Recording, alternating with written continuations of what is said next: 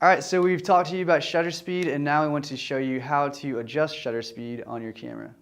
All right, so make sure camera is on and make sure it is in manual mode.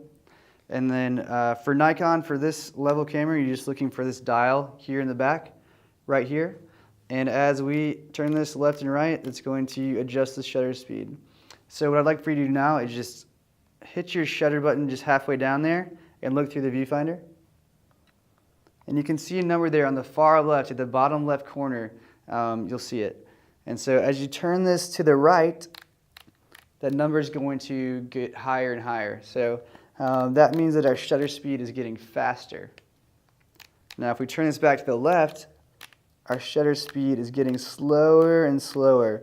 And eventually, if you get slow enough, you'll see a number with a little quotation mark.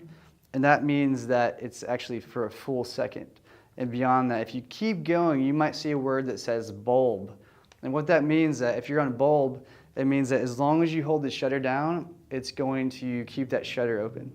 So that's how you adjust your shutter speed.